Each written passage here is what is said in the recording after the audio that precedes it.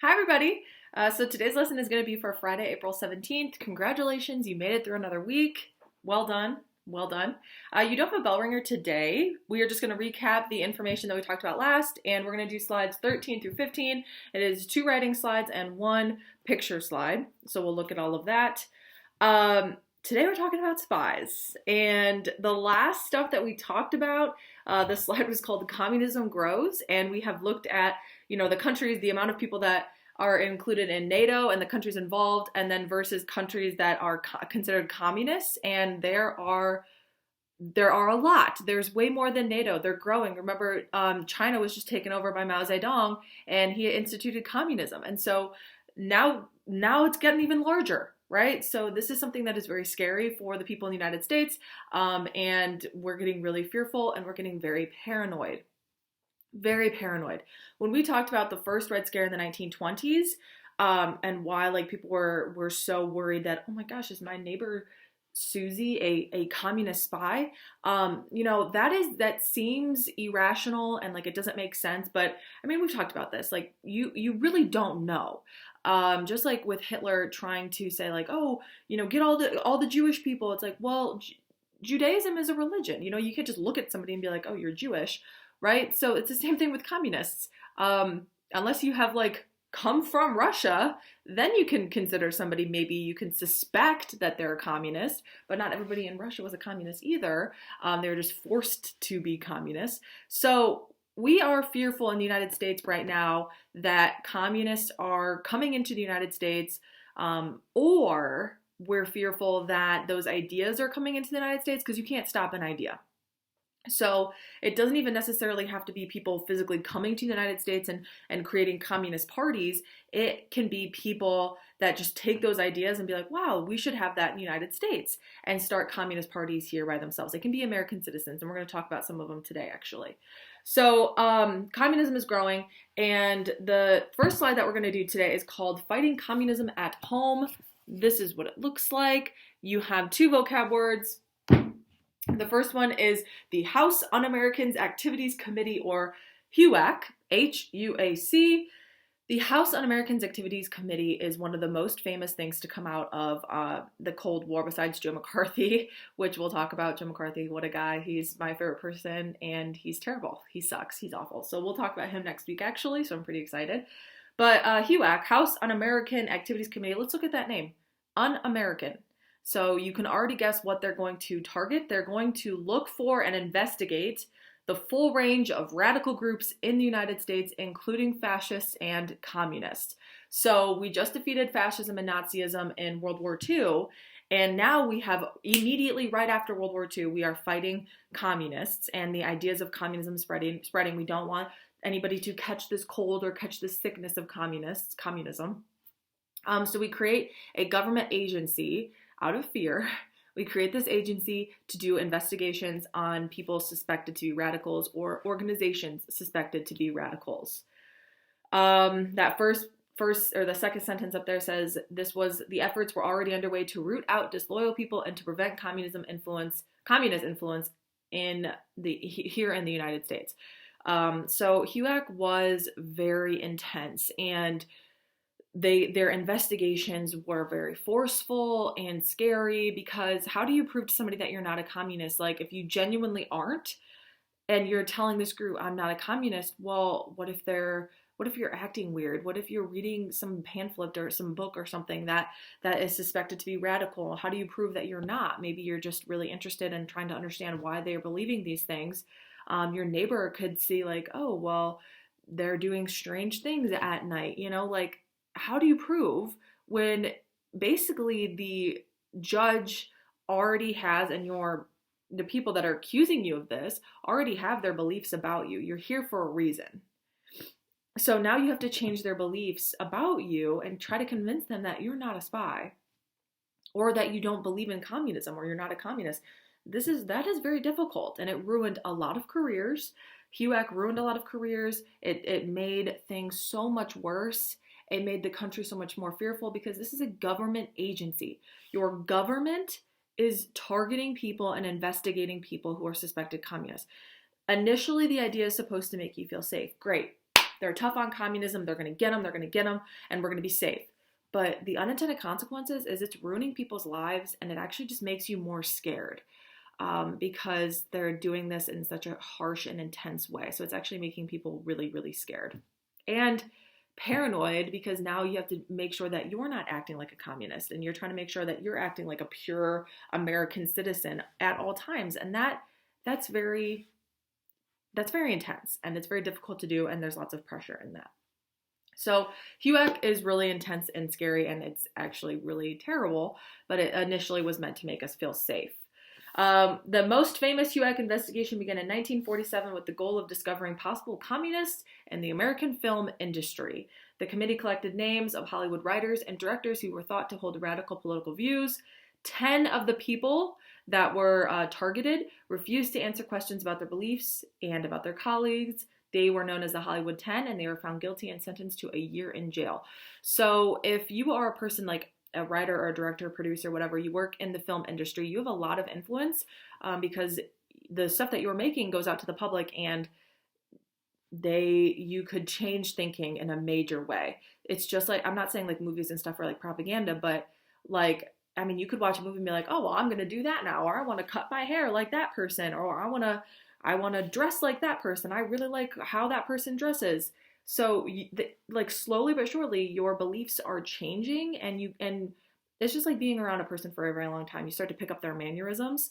Well, if you watch like a show or a series, you start picking up their mannerisms. Like, for example, if I watch a British show all day, every single day for a week, maybe I will start by the end of the week talking in a British accent.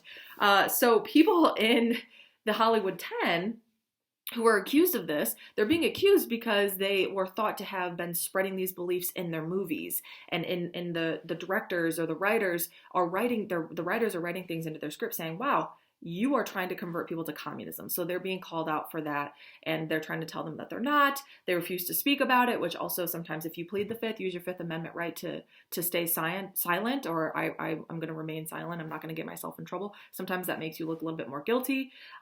So they were found guilty and sentenced to a year in jail. The public fear of communism put pressure on American leaders. No leader wanted to appear weak on dealing with communism. So Harry Truman, who's the president, says that we're going to investigate all the federal employees. 3 million people were investigated, a few thousand resigned, and 200 were judged disloyal. So this is your federal government working to investigate people in the government, and like, it's ruining people's lives because there's no trust anywhere. The government, it seems like they can't even trust their own people in the government. And if you can't convince this committee, the HUAC committee, that you are innocent and you're found guilty of something that maybe you're not, it is ruining your career, your lives, your reputation, everything. It is terrible, and it's making people more scared. Make a summary for that slide, and don't forget to write your vocab words for them too. Moving on to this slide, it's called SPIES. You have some vocab words here. It's called the Smith Act and the McCarran Act. So the Smith Act made it a crime to call for the overthrow of the United States government and to be involved in an organization that called to overthrow the government. So like, let's just be clear that that's not allowed. You can't do that. You can't call for the United States to be overthrown. That's illegal. That's the Smith Act. The McCarran Act required communist organizations to register with the government and to establish a special board to investigate communists. And it prevented communists or the radicals from entering the United States. There is a communist party in the United States today. It never like makes it on the ballot or anything, but they are registered as an official party in the United States. We can't just like pick and choose what political parties that we want, because that's not a free country. So there is a communist party and there's a fascist party in the United States as well. So that is still around. So SPIES. There are actual spies. So I know I just spent that last slide talking about people that, were found guilty and maybe they weren't actually guilty. But the 3 people that we're going to talk about today were guilty. And they were guilty of giving information to the Soviet Union by working in the United States. So, I mean, it's scary. Like, it is a real fear, but you can't take it too far. And HUAC took it way too far. So the first one, he's a former government official, Albert Hiss.